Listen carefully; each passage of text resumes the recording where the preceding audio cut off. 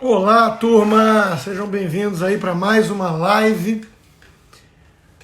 Mais uma live nessa maratona de bate-papos, botecos e também divulgação, claro, do meu curso. E hoje eu vou falar justamente com a Renata Barreto, ela que criou a Cursology e também tem um excelente curso disponível lá na Cursology. Ela já está entrando aqui rápida no gatilho. Pronto. Fala, Rê. Peraí que tá ruim aqui, peraí. Vou colocar pra cima isso aqui. Aí. Será que foi? Tá ok aí a imagem aqui da Não, última... Não? você tem que se enquadrar melhor. Tá muito, não sei se está muito perto ou não. Aí tá beleza. Agora tá bom? Porque recentemente eu fui fazer uma live, não sei com quem, e mesmo a câmera aqui aparecendo boa pra mim, para as pessoas que estavam me assistindo, tava tipo só a boca. Não, então, você tá com algum zoom. Para mim tá cortando sua testa. Então, eu vou ter que fazer de novo. O Instagram tá... Ó, eu vou ter que empurrar a mesa lá pra trás. Peraí. O Instagram tá me zoando ultimamente, Constantino. Mas tá Tá quase, foda, tá só a viu? testa que estão tirando, viu? Olha, Aí, tá beleza. Tá, chega um pouquinho mais para esse lado aqui, não sei se é tua esquerda, tua esquerda. peraí, deixa eu arrumar Aí, aqui. Torto. Pronto? não, você tá sem testa. Você só vira mais para cima, Rê. Vira mais para cima. Eu vou ter que empurrar mais a mesa, peraí. Pô, vocês que são craques nas lives. Mas é o Instagram que tá me boicotando. Ah. Isso não acontece quando eu faço live normal. Ele dá... É como se toda vez que eu tivesse com live com terceiros, ele ficasse dando zoom automático. Ah, entendi. Vai entender. Porque... Mas tá bom, você tá só um pouquinho sem testa, mas tá bom. Vamos lá. E agora? Tá bom, tá bom. Se você conseguir levantar um pouco a câmera, Levantar? você vai. Peraí. Vira mais pro teto. Que aí te pega a cabeça inteira. Aí, tá bom. Volta lá para onde você tava. Tá ótimo. Tá Não, ótimo. peraí. E agora? Tá ótimo. Manda só o Rodrigo não descer a escada descalço, mas tá beleza. Não, eu tô te perguntando isso porque eu não tenho noção de se tá bom ou não, porque o que eu tô vendo não é o que você tá vendo. Não, então confia em mim, mulher. Confia em mim. Vai para trás. Aí, perfeito. Não precisa se mexer mais. Beleza. Bom, em primeiro lugar, valeu, Renata, por aceitar aí o convite, fazer a live comigo, bate-papo. E antes de mais nada, né, para quem me segue e não te conhece, bom, acho que quase todo mundo conhece, quem é meu público com certeza já te acompanha também, mas Renata Barreto aí também é economista, uma das grandes vozes liberais de nosso país e a idealizadora, né, a empreendedora por trás do Cursology. Então, a primeira coisa que eu queria falar com você é exatamente isso. Explica um pouquinho de onde veio a ideia, como é que surgiu isso, como é que foi empreender nessa área aí, porque já é um sucesso, né? Todo mundo já está acompanhando, já tem lá os cursos, não só o seu mesmo, que é o próximo assunto que eu quero falar, mas tem o Bruno Garchagen, tem a Ana Paula Henkin, tem o meu agora, tem o Narlock, que já é um one-stop shop para quem quiser informação, conteúdo de primeira, ligado àquilo que se chama no Brasil de direita, né? Liberalismo, conservadores, por aí vai. Então, de onde é que veio essa ideia? Como é que foi empreender nessa área? Bom, primeiro, obrigada pelo convite, Consta. Eu tô super feliz. Para quem não sabe, eu chamo ele de Consta, porque é assim mesmo. E eu tô super feliz de você ter feito seu produto com a gente e já tá sendo um sucesso. O pessoal já tá gostando muito do conteúdo. E o negócio pareceu assim, a gente queria ter uma alternativa de plataforma diferente da Hotmart, antes de tudo aquelas coisas acontecerem, porque a Hotmart é muito cara, o Rodrigo ele tem essa cabeça de arte, então ele fala, poxa, dá para melhorar, dá para ficar melhor, dá para a gente fazer um layout mais bonito, dá para a gente fazer um negócio um pouco melhor. Não é simples, né? Porque são muitos processos, muitas coisas, e a gente está, desde o começo, trocando pneu com o carro andando. E aí a Ana Paula, ela ia fazendo Hotmart, só que ela não tem empresa no Brasil. E ela falou, meu Deus, eu não tenho empresa no Brasil, como é que eu vou fazer agora? Eu falei, não, vamos fazer pela minha. Não, pela sua também não dá, porque o Hotmart não permite. Aí o Rodrigo falou, bom, então vou acelerar aqui o processo para a gente colocar o seu curso na nossa plataforma, porque a ideia era lançar com o meu curso. Aí o Rodrigo falou, não, vou dar um jeito aqui, né? Vou ficar sem dormir e vou conseguir colocar no ar. Aí, entre trancos e barrancos, aquela loucura, a gente conseguiu colocar o da Ana também, foi um super sucesso. E aí o que aconteceu foi que a Hotmart fez aquele papelão com o Brasil Paralelo, né? disse que não ia mais absorver os conteúdos deles. Primeiro disseram porque era conteúdo horrível, depois falaram que não produto recorrente, mas a realidade é que eles nem tinham produto recorrente, foram pegos na mentira. E quando isso aconteceu, houve uma enxurrada de gente falando assim, meu Deus, não quero mais dar dinheiro para a Hotmart, eu não gosto mais da Hotmart, a Hotmart está isso, a Hotmart aquilo. Eu falei, bom, é uma baita oportunidade da gente ser um hub de cursos. A gente não vai abrigar só política e economia, mas a gente começou nisso porque é o nosso métier, né? Onde a gente está inserido. Já criou um nicho, Exato, mas a gente vai ter curso de culinária, vai ter curso de nutrição, vai ter outras coisas ali. Mas foi interessante de perceber que não só os vendors, né? Ou seja, os instrutores, mas os alunos também gostam da ideia de estar num lugar que todo mundo tem uma afinidade, que tem uma cabeça ali parecida. Então, meio que sem querer, a gente acabou criando esse negócio que está indo super bem, tanto que agora a gente só deve ter estreia de produto em dezembro, porque a gente teve agora você, o Bruno Garchagen e tal, e a gente está correndo para deixar a plataforma o mais redondinha possível, funcionando assim 100% e até pensando no futuro em coisas diferentes que ninguém oferece. Legal, quer dizer que a necessidade é a mãe da invenção e o papel do empreendedor, como explica o austríaco Israel Kiesler, inclusive, é o papel de estar alerta justamente a essas falhas de mercado. É curioso que sempre que alguém identifica uma falha de mercado, costuma, por erro de mentalidade, sugerir intervenção estatal.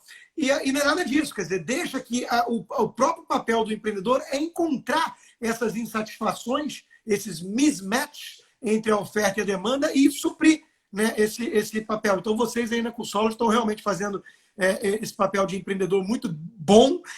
Eu tenho visto muitos elogios, vi pouquíssimas críticas em relação a coisas, mas isso é normal, né? Como você disse, está trocando pneu com o carro andando. E eu queria parabenizar e estou muito satisfeito também, Renata. Estou muito feliz de estar na casa, né?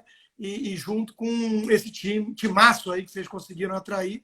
Isso é muito legal, isso é que nem editora, o mundo editorial também tem isso, né? Você cria um nicho ali, não quer dizer que você vai ter só gente falando coisas que se complementam, mas eu vejo o seu curso, eu vejo o curso do Narlock, eu vejo da Ana Paula, nem se fala também, e o do Garchagen, e eu acho tudo complementar. Eu falo, cara, eu sei que pode ficar salgado no bolso, mas se o cara fizer esses cursos todos, cá entre nós, assim, o cara ele vai massacrar os amigos esquerdinhas em tudo que é reunião, porque é tudo complementar, né? E aí eu queria já partir para essa questão do teu curso, Renata.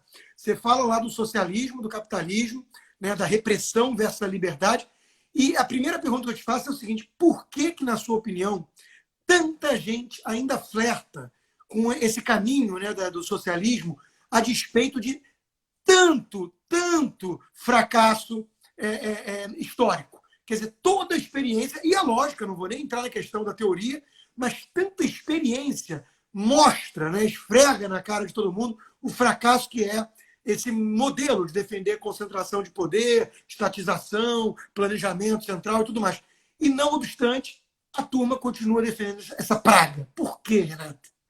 Eu acho que tem tudo a ver com educação, né? Então, se a gente é a vida inteira massacrado por um monte de mentira ou omissão da história, etc., até mesmo eu faço um exercício com os meus alunos de falar, tenta se lembrar como que era quando você era criança ou adolescente. O que você aprendeu de história ou de geografia? Hoje está pior porque os professores, na nossa época, a gente regula mais ou menos de idade, na nossa época o professor até tinha um lado, mas ele não ficava doutrinando as pessoas ali na escola, pelo menos eu não me lembro disso. Agora, hoje em dia é pior, hoje em dia eles param a aula de matemática, que não tem nada a ver com política, e vai falar de política, né? Então eles estão, hoje em dia, a matemática virou racista, então umas coisas loucas. Mas desde sempre, isso desde os anos 80, 90, a gente é massacrado com informações pela educação básica, pela educação média, na faculdade, também a mídia, etc., de informações ou erradas, ou que têm omissões, ou deliberadamente mentirosas. Então, assim, às vezes eu vou conversar com alguém sobre isso, que a pessoa ainda está meio em cima do muro. A pessoa tem a cabeça aberta, mas ela não decidiu ainda. E aí, quando eu vou falar para ela a primeira coisa, que é o mais básico de tudo, que economia não é esse jogo de soma zero, a pessoa fica em parafuso um tempo. Tipo, como assim? Quer dizer que outra pessoa ganhar dinheiro não vai deixar outra pessoa mais pobre? Você fala, isso é a primeira coisa que você tem que, É a você tem que primeira saber. falácia, concordo. É a primeira, assim. Então, até o fato, a gente conversou sobre isso quando você foi montar seu curso, eu ia fazer um curso de economia básica. Só que daí o pessoal falou tanto, pergunta tanto sobre Noruega socialista, por que que bilionário é bom e a gente tem que deixar os caras em paz. E várias outras coisinhas que eu falei, meu Deus, as pessoas não têm noção nem da história mesmo. Então, se você não sabe, que até você teve uma frase aí, como é que você falou? Que a necessidade É a mãe é a das mãe da invenções. invenção, foi isso? É. Isso é muito bom, porque acho que a palavra que eu mais falei no meu curso é necessidade. Porque você saiu lá dos primórdios. O comércio começou a se desenvolver lá atrás, ainda muito incipiente, aquele escambo e tal. Foi essa evolução do ser humano buscando cada vez mais melhorar, buscar melhorar os processos, ter mais conforto e tudo isso que causou toda essa evolução que chegou até o capitalismo. O Então, nosso como é querido que você... amigo Hélio Beltrão entrou aí, só dar um alô para ele. Opa! E é isso, é uma grande história de cooperação o processo dinâmico dos mercados. Né? Enquanto que esses marxistas vendem como exploração de jogo de soma zero, que é a principal falácia. Mas eu vi alguém comentando assim, defende isso quem mama nas tetas do governo. Eu acho que não. Veja, é claro que existe esse argumento de que tem muita gente que está defendendo ali o seu interesse e tudo mais. Mas eu acho que o buraco é muito mais embaixo. Por isso a importância do seu curso, do meu e de outros. Porque é a ideia, é a concepção do mercado, a concepção da economia, é no campo das ideias. Tem gente honesta, sim, que ainda flerta com essas baboseiras, com essas falácias todas, né, por uma questão de doutrinação, por uma questão de romantismo mal calibrado, né, com ignorância em relação ao que é o mercado, o que é esse processo todo. Então, eu acho que existe. E outra coisa, e aí eu quero te perguntar, eu acho que também o departamento de muitos liberais, né, é um departamento de marketing fracassou. Ou seja, nós, às vezes, somos muito economicistas. Vamos discutir o desemprego, a taxa de juros, 2% para cá, para lá, a reforma tributária. E não é isso que seduz, não é a visão de mundo que vai despertar alguém para a defesa da liberdade, né, esse tipo de discurso. Então, qual é o grau de importância que você dá a essa necessidade de também falar as emoções, embalar melhor esse troço todo, que a gente sabe que está certo, que a gente sabe que tem o respaldo da boa teoria e da história, mas que a gente, às vezes, não consegue atrair mais gente. O grande problema dos liberais, dos conservadores de forma geral, é essa comunicação, né? Como você bem falou. Então, sempre foi uma coisa muito acadêmica, às vezes até um pouco soberba, né? Porque a gente sabe que está com a verdade, e aí você acha que a verdade é óbvia para todo mundo, e ela não é. E a esquerda, ela sempre soube capturar esse sentimento das pessoas de ser humanitário. Então, se você é uma pessoa que quer que os pobres se deem melhor, se as pessoas não passem fome, etc., você é naturalmente jogado para a esquerda, muito embora, como eu sempre falo, eles são sobre sobre parecer fazer o bem, não fazê-lo de fato.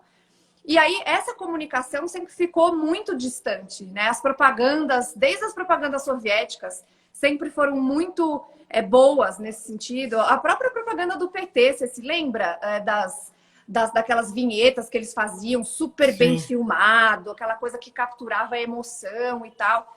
Então, assim, como a gente vai falar de lógica e vai falar de razão, é um pouco complicado porque a gente não vai prometer para o cara tudo. É muito mais difícil esse trabalho de você falar assim, não, eu não vou prometer que você vai ter tudo garantido pelo Estado, eu não vou prometer que tudo que você acha que é legal é direito. Então, você precisa fazer um trabalho de percepção de lógica, né, com essas pessoas. Só que eu acho que nos últimos anos, nos últimos 5 anos principalmente, os liberais e os conservadores começaram a ter esse espaço na mídia e nas redes sociais. E aí a pessoa que lia um texto, às vezes meio assim, tipo, não tenho certeza, vou ler o que esse cara tá falando. Se ele tem um pouquinho de lógica, ele tem a cabeça um pouquinho aberta, ele já começa a repensar algumas coisas. E foi por isso, inclusive, que aconteceu tudo o que aconteceu. As eleições, a mudança da cabeça das pessoas e tudo isso. E aí, é interessante que você falou sobre complementaridade dos cursos. Você pega o meu, que tem essa parte histórica, né? Capitalismo, socialismo, o que é liberdade econômica, Cuba, Venezuela, etc. Mas eles são conceitos que estão bastante abstratos ali. Agora, quando você pega os seus pensadores, você consegue enxergar da onde que veio esses pensamentos e em que contexto histórico eles estavam, né? Então, você falar de um Adam Smith, você falar de um Mises ou de um Friedman, ou do próprio o Locke, que você falou agora recentemente nas primeiras aulas, o Hume.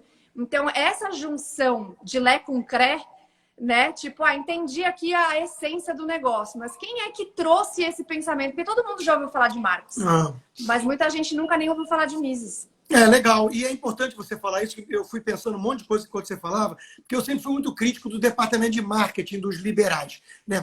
É aquela história, você, então, mulher, vai me dar razão aqui. Recebeu uma joia bonita, embalada a papel num guardanapo, não é a mesma coisa que receber uma embalagem bonita. Quem sacou isso foi o próprio Steve Jobs. A Apple é obcecada com a questão da estética, né? E quando você compra um produto e chega na caixa, já é um prazer estético inicial. Então, o conteúdo nós temos, mas a forma também é importante. Você citou o Brasil Paralelo, eles fizeram uma boa produção e basta ver o que era a Rede Globo no passado em termos de produção. Sempre foi destaque, sempre foi benchmark e o conteúdo entregue nas casas era um lixo. Era progressismo puro. Então, nós estamos tentando aprender isso, né? O Arthur Brooks, do Instituto, esqueci o nome do instituto dele, ele tem um livro chamado The Conservative Mind, que fala exatamente isso. É importante falar ao coração, a estética, tudo isso também. Não só esse papo árido, racional, numérico de muitos liberais, né? E eu digo isso, Renato, até para justificar. A turma às vezes reclama, é caro. Primeiro que não é caro, dividido em 12 vezes é mais barato que uma pizza. Você comprar esses cursos, né? É mais barato que uma pizza por mês. Segundo, que para entregar esse produto de qualidade, que tem uma boa produção, o Rodrigo que o diga, né?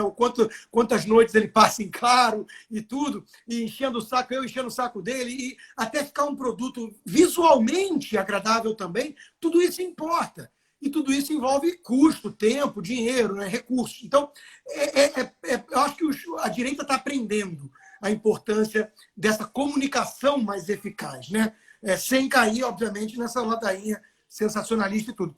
O Paulo Guedes dizia, né, que tem até um vídeo que viralizou dele há pouco tempo, que para se tornar um socialista, basta 5 minutos, que é falar justamente essa coisa do eu me preocupo com os pobres, é um sentimento quase religioso, mal alocado na política, né? Então, eu sou alguém que me preocupa com os pobres, então, portanto, eu sou de esquerda. Enquanto que, para ser um liberal, é uma coisa mais difícil, porque é menos intuitiva, você tem que explicar como Hayek, né, a importância dos mercados, desse processo impessoal e tudo mais.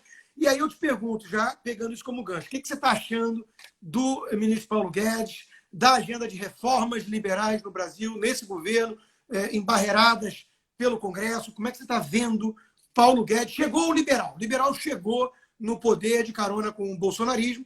Como é que você está vendo isso?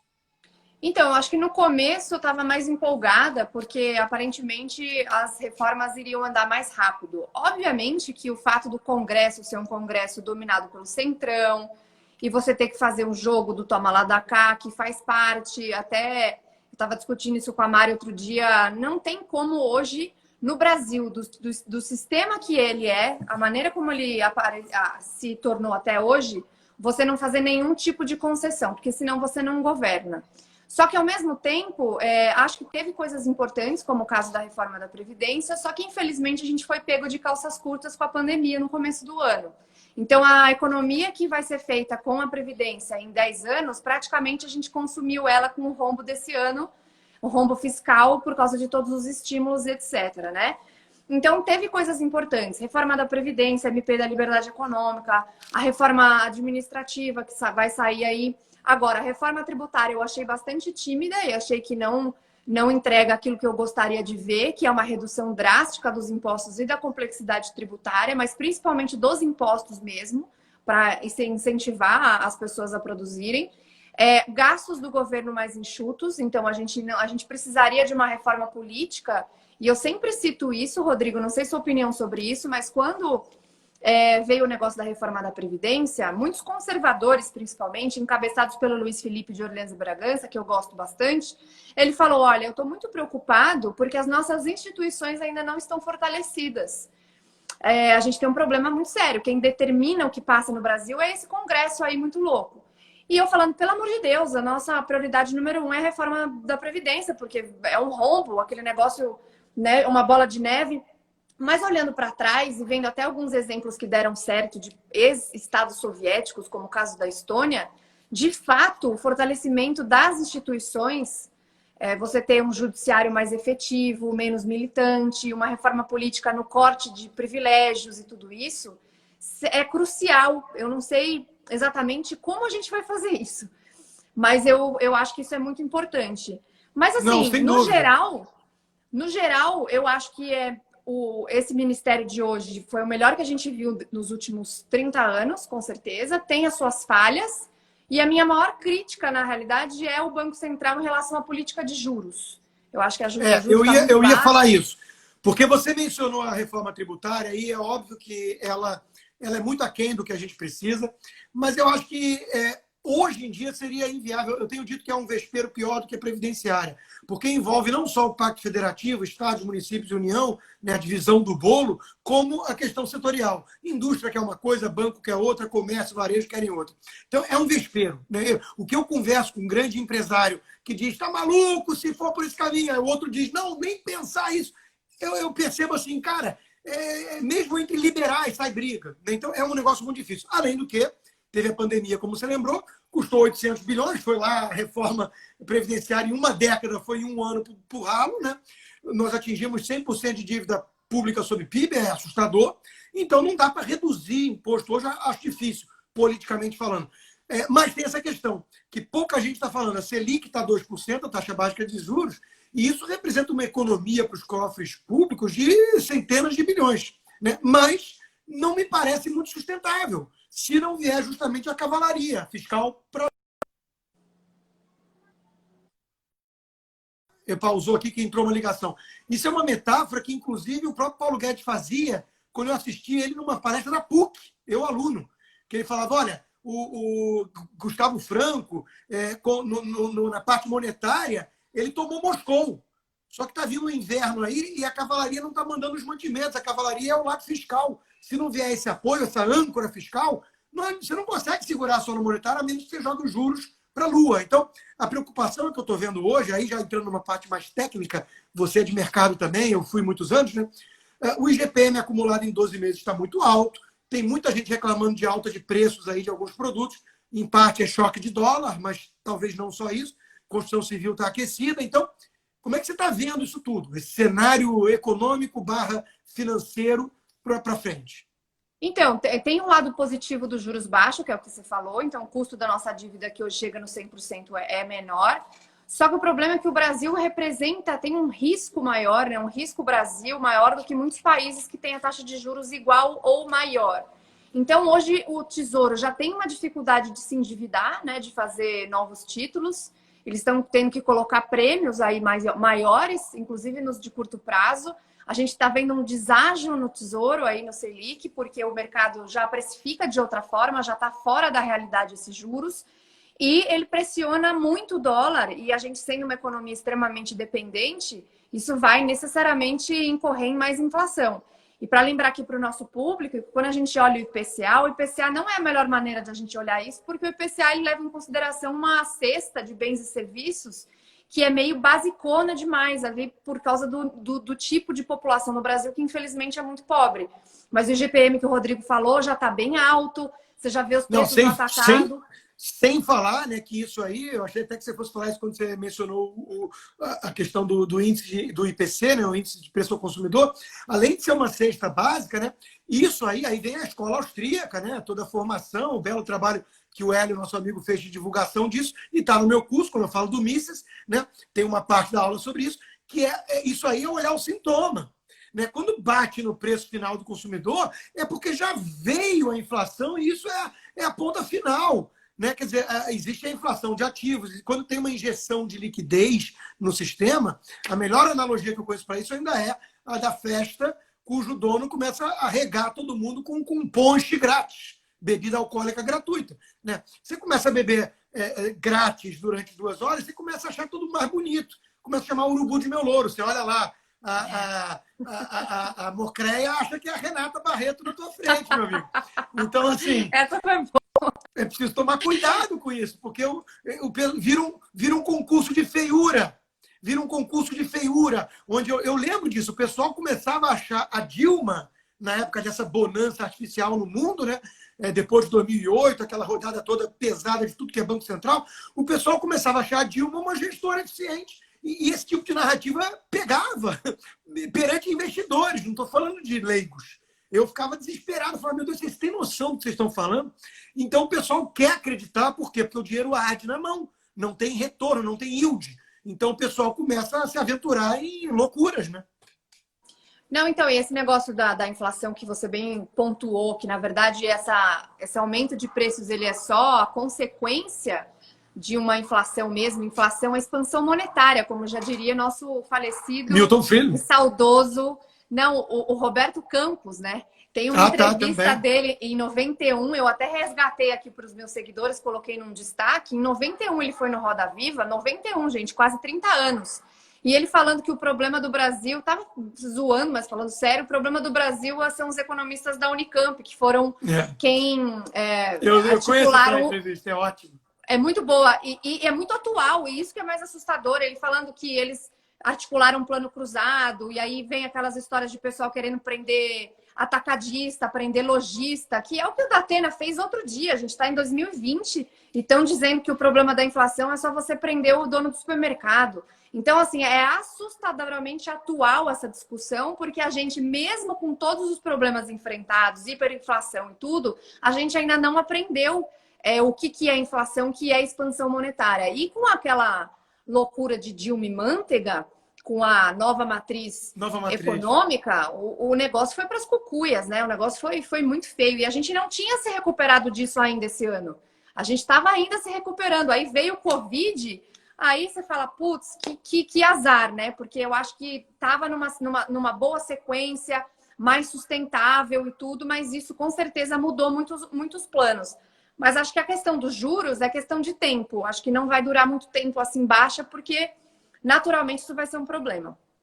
Infelizmente, a menos que venha muita reforma, e é difícil imaginar nessa situação política atual. Eu acho que a equipe técnica montada pelo Paulo Guedes, concordo com você, é a melhor desde a redemocratização. Muita gente séria, eu conheço muitos, né?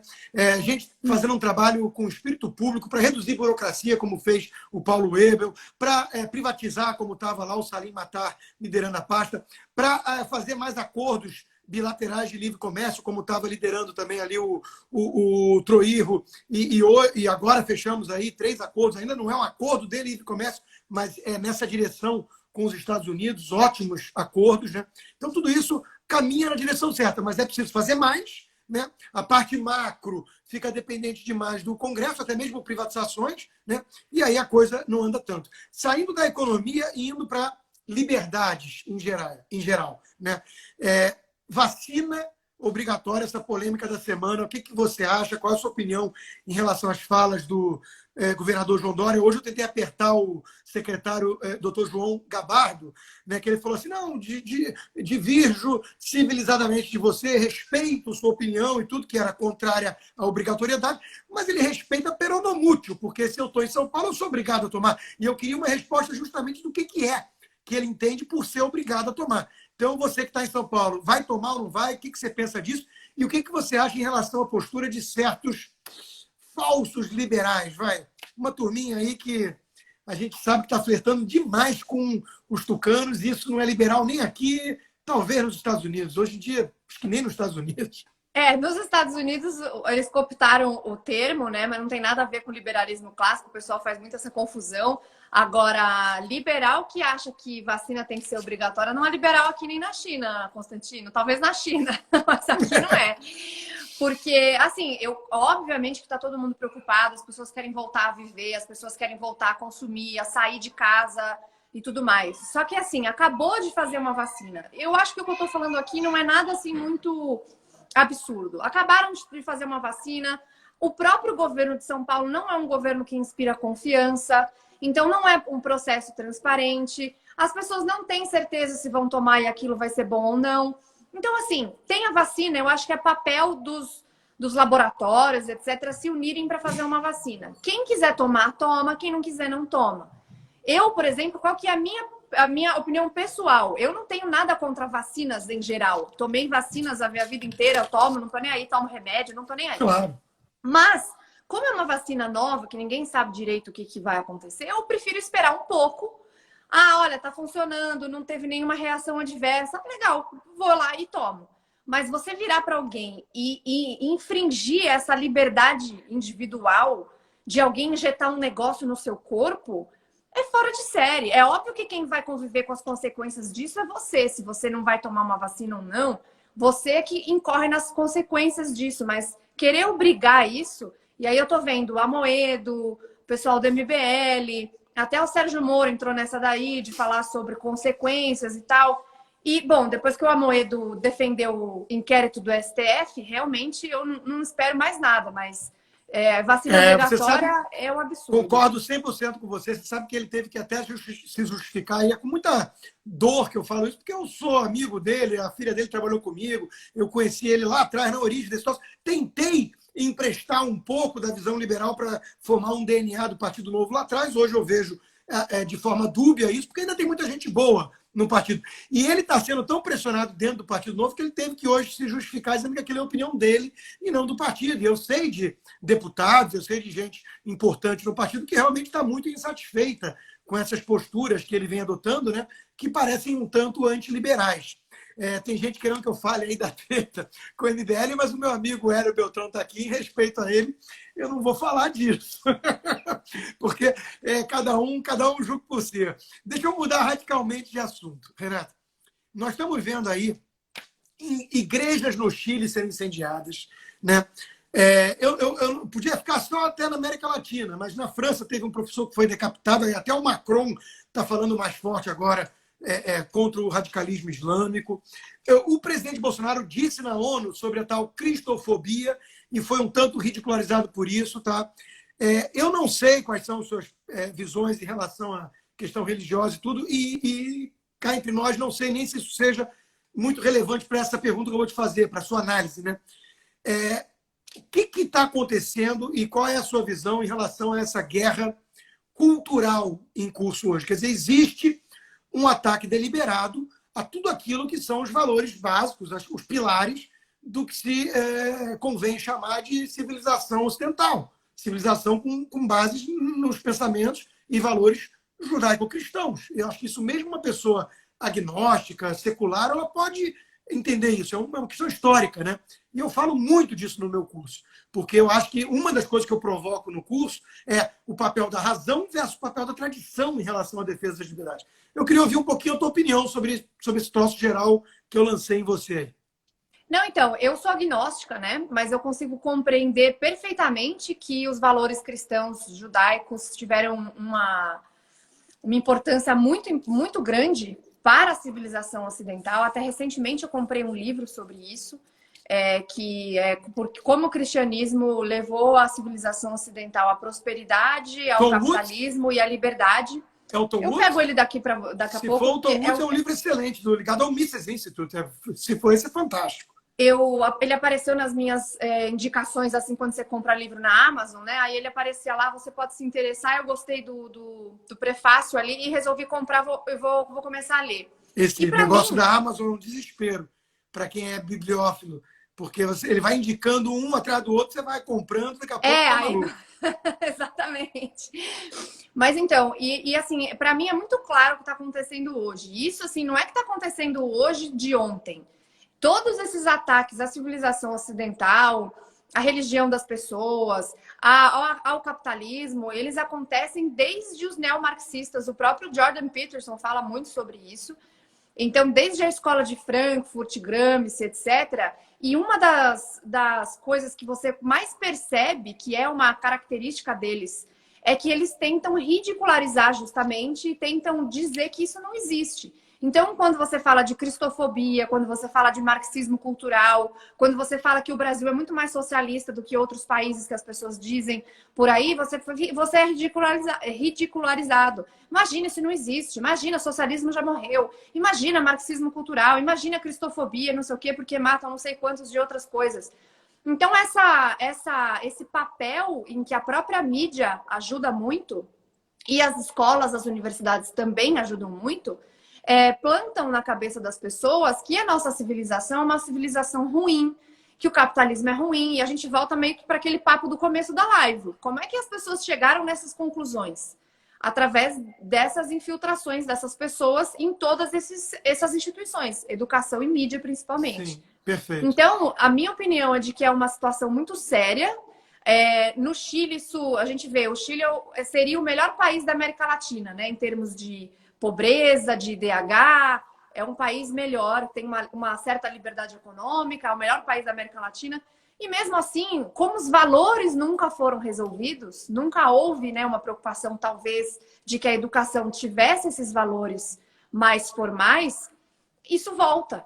E é mais fácil de voltar se você não tem esses valores. Então, mesmo a gente sendo economista, que tem essa cabeça mais lógica e racional, você não resolver essa outra parte, é muito difícil de você conseguir dominar tudo de volta. E eu estou preocupada, Constantino, sinceramente. Não, você deveria, e eu acho que se você acabar meu curso, Renata, você vai ficar ainda mais, porque eu sou um liberal, sou um economista, e cada vez mais eu compro essa briga no âmbito cultural, né, até com viés conservador, porque eu percebi o que está acontecendo. Né?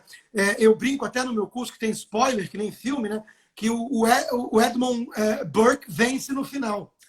Porque eu tenho lá um capítulo longo sobre a Ayn Rand, eu escrevi um livro sobre ela, eu li tudo dela, livros sobre ela, né? Era muito influenciado pelo objetivismo, mas eu hoje em dia percebi o seguinte: os conservadores têm um ponto. Eles têm um ponto em relação a isso, a importância dessas tradições, porque Marx e Engels nunca esconderam que queriam destruir as bases familiares e religiosas. Porque o cristianismo é um foco de resistência. Ele coloca o peso no indivíduo, a caridade privada, certos valores, núcleo familiar, que são obstáculos às pretensões da ideologia, da religião política totalitária, que é o socialismo. Então, no meu curso tem o Tocqueville, tem o Burke, tem o Russell Kirk, tem o Roger Scruton, o Jordan Peterson, que você mencionou, a Gertrude Himmelfarb, todos esses estão mais alinhados a essa visão. Né? Então, eu brinco que o Edmund Burke era um liberal, Whig, viu a ameaça jacobina, reagiu e virou o pai do conservadorismo moderno. O Edmund Burke vence no final do meu curso. Eu sou um liberal, a cachorrinha se manifestando, concordando comigo. Olha lá, a cachorrinha está concordando comigo. Não, então, mas isso que você falou é até interessante, porque o Cookie, vem aqui. Porque, assim, parece que é uma coisa muito assim, estão escondendo as verdadeiras intenções. Não estão, não. O Black Lives Matter, ele fala. Somos um movimento marxista, queremos destruir a família. E aí todo mundo assim, não, é mentira, isso aí não vai acontecer. Então, assim, isso tá claro, esses movimentos coletivistas se posicionam dessa maneira. E os conservadores e os liberais, por muito tempo, até pelo fato de ter esse politicamente correto e tudo mais, ficaram quietos, falaram, deixa pra lá e tal. Só que o preço que a gente está pagando por esse silêncio é muito grande. Hoje, qualquer pensamento, até estatística virou ofensa. Você fala de uma estatística aí de qualquer coisa que é a verdade. O Thomas Sowell sempre fala disso, né? A verdade virou uma ofensa. Você não pode mais porque você vira racista, você vira homofóbico, as pessoas são demitidas, as pessoas são levadas a ter reputação assassinada.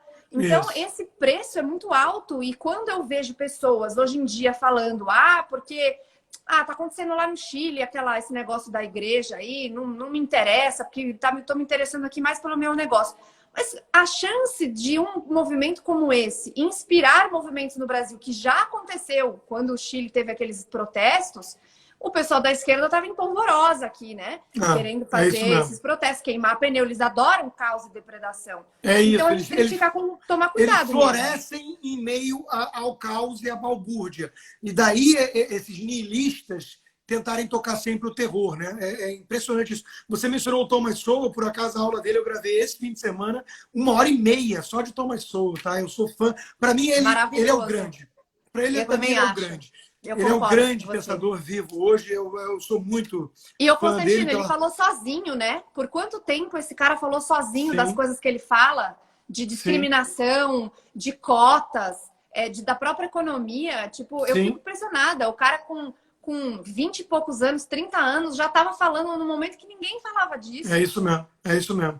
E essa questão do 5G, Renata, como é que você vê isso e como é que você colocaria o argumento liberal, né, do tipo, vence a tecnologia que for mais barata para o consumidor e aquele cara que vira e fala assim, não, mas eu estou preocupado, por exemplo, com outras questões, como a geopolítica, como o interesse de segurança nacional, a China e essa empresa Huawei é chinesa, eu não confio. Como é que você casa essa preocupação legítima de soberania nacional com a visão liberal? É um pouco difícil isso, porque assim, eu sou a favor de concorrência de qualquer jeito. Acho que tem que abrir o mercado para todo mundo, tem que você poder fazer negócio com quem você quiser, seja pessoa física ou pessoa jurídica. O Brasil, para quem não sabe, aqui é um país bem reprimido economicamente.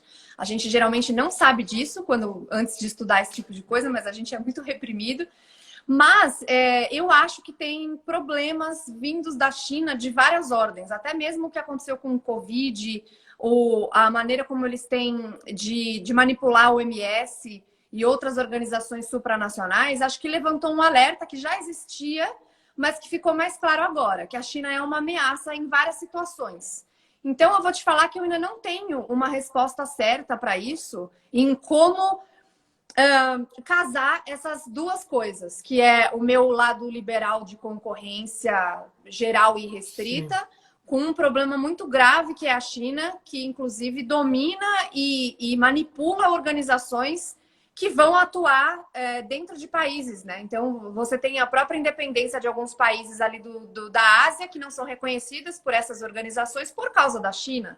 Então, como que a gente vai lidar com esses caras? E aí que eu até começo a entender o Trump, porque o Trump tem esse jeito dele bufão e meio loucão e tal, mas ele tem essa visão em relação à China e ele enxerga a China como um inimigo muito em potencial. E a gente que é liberal, geralmente, a gente fala, não, vamos ser todo mundo amigo, vamos abrir tudo para todo mundo. E aí você fica com essa coisa do conservador que fica martelando a sua cabeça de falar, não, mas espera um pouco. Então, tem problemas aí. O que você acha? Não, eu adorei a sua resposta, porque eu acho que mostra que existem dilemas. Né? Nós não temos a solução definitiva, essa visão utópica é exatamente aquilo que os grandes liberais conservadores e liberais clássicos combateram, e tem muito a ver com o meu curso. Né? Porque eu vou mostrando com vários pensadores como essa visão que quer ignorar que existem conflitos para uma vida em sociedade, conflitos de valores, muitas vezes, conflitos de visões, como é o nome de um livro do Thomas Sowell, e que são muitas vezes insolúveis. Então, nós vamos fazer o quê? Um trade-off, essa é a expressão-chave. Eu cedo um pouco disso para ter aquilo, mas é um conflito. Então, o Trump é exatamente isso. Eu tenho um texto na Gazeta antigo, assim que ele venceu, que eu falo, qual é o calcanhar de Aquiles do Trump? É a visão mercantilista dele, essa coisa de o comércio como um soma zero. Né? Isso está num livro dele que eu fui ler para entender melhor a cabeça dele. Só que ele só não, eu acho que ele não é bobo, ele só não assume que a questão não é econômica. Ele sabe que existe um custo aos americanos, que vai subir o produto na Walmart chinês, made in China, com as barreiras, mas o jogo é geopolítico. Ele só não pode explicitar isso. É a análise que o Ben Shapiro já fez também. Então, eu acho isso interessante, porque é um trade-off. Eu, como liberal, quero comprar mais barato. Só que eu vejo que tem mais coisa em jogo. Então, é difícil. Né? Isso tem tudo a ver com o meu curso. E como você falou do Trump, eu vou jogar isso para finalizar. Eu sei que tem muita gente que vai reclamar. Não acaba. Mas é que tem que ficar em menos de 1 hora para caber no meu aplicativo que eu comprei para transformar isso em vídeo do YouTube depois, que deslancha lá também em visualizações. Eu tenho meus 300 mil seguidores lá, eu tenho que atendê-los. Então, Renata, Trump versus Joe Biden, o que você está vendo disso tudo? Então, esse também é um problema hoje, porque até a Ana Paula sempre fala isso, que se fosse antes da pandemia, daria 100% de chance quase do Trump ganhar, né? Mas depois da pandemia, com todas as coisas que aconteceram, os democratas jogaram bem sujo também. Hoje está mais equilibrada essa aposta. Mas eu ainda aposto no Trump, não só por um wishful thinking, que é o que é comum nos jornalistas, né? De fazerem torcida organizada em vez de análise. Mas, apesar, obviamente, tem o meu wishful thinking envolvido, porque eu quero que o Trump ganhe, porque o Biden é um cara maluco e vai querer aumentar impostos. A base democrata, o Biden é o de menos. Ele Pois tá é. meio senil, meio gaga. A base que vem atrás dele Ele é tipo que um Dilma, que é preocupante. né? É um Exatamente. Dilma, né? Que fala umas besteiras ali, mas tem uma base ali muito complexa, muito complicada. E os democratas, que antes tinham mais moderados e pessoas mais, digamos, com um pouco mais de pensamento normal, agora virou pessoal. Você mesmo falou disso. Infelizmente, é isso que aconteceu com os democratas. Então, apesar do meu wishful thinking, que impacta um pouco nessa minha análise, eu confesso, eu vejo que a própria maneira como esses movimentos coletivistas, a Hollywood, as celebridades que apoiam o Joe Biden e são hipócritas e querem acabar com as liberdades individuais, aquela história da Califórnia de você ter que estar com máscara a cada garfada, esse tipo de coisa, eu acho que na mentalidade do americano médio é assim, meu Deus, onde é que a gente vai parar? Então, a minha opinião é de que o Trump tem uma leve vantagem ainda e espero estar certa.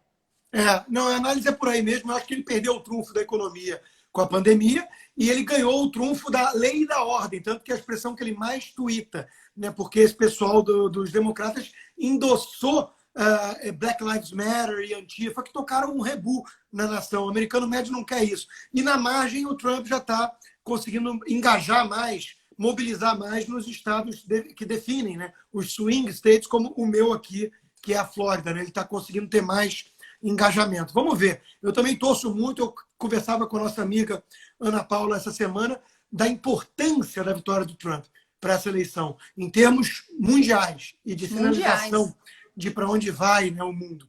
Então vamos torcer. Concordo que a nossa análise também não está desprovida desse wishful thinking. De viés, né? Nós não somos jornalistas, ciência. A gente sabe que a gente tem uma visão de mundo. É óbvio que isso impregna a nossa análise. Né? A diferença é que a gente assume isso na largada, enquanto que a turma finge que não lá. Agora, dito tudo isso, eu acho que ele está com uma chance ainda, quase flip a coin, mas eu ainda acho que ele está com uma chance maior do que 50% para ser reeleito. E vai surpreender de novo essa turma toda. O choro vai ser livre. Vamos rezar um pouquinho. Renata, muitíssimo obrigado pelo bate-papo. Foi um prazer. A coisa vai fluindo, a gente nem vê o tempo passar, mas eu preciso salvar lá para o YouTube. Pessoal do Instagram, não fique irritado comigo. Tá? E a gente combina outras vezes. A gente faz outros bate-papos. Só antes de esquecer, porque eu conversava com a Bárbara do Te Atualizei outro dia e esqueci de falar do curso. Né? Aqui eu falei muito do curso, mas não dei o endereço. Então, gente, cursolode.com.br. Vai lá, tem o meu curso, tem outros também, tem o da Renata, tem o do Bruno Gachag, tem o da Ana Paula. Todos são excelentes, tá? Eu estou vendo alguns, né? E são muito bons mesmo, são complementares. No momento, compre o meu, né? Porque o carrinho vai fechar domingo. O carrinho fecha domingo, são os últimos dias. Já tem 900 inscritos quase. Acho que está por ali, 900 inscritos. Então, vá lá, corra, vamos bater 1000. Alguém falou que tem 1000 aqui assistindo. Então, vamos 1000 se inscrever no curso. Vai ter um grupo do Telegram para participar de debates. Vai ter uma live comigo depois. Renata, brigadão, show de bola e até a próxima. Obrigada a você, Constantino, foi super legal. A gente nunca tinha feito live, apesar de já se falar há algum tempo, né? Então foi muito bom. Sou sua fã já há muito tempo, muito antes da gente se conhecer. E reforçando aqui para o pessoal que nos assistiu, Cursolode com Y no final.com.br. O meu curso está fechado, das outras pessoas estão fechadas, mas o do Constantino está aberto. E comprem que o preço, vocês podem achar, ai, nossa, tá meio caro, mas é menos do que vocês gastam no ano com um monte de coisa. Então, invistam em conhecimento, que é isso que salva no fim das contas. Maravilha. Obrigadão. Valeu, um beijo para você. Obrigado aí pela audiência também. Até a próxima.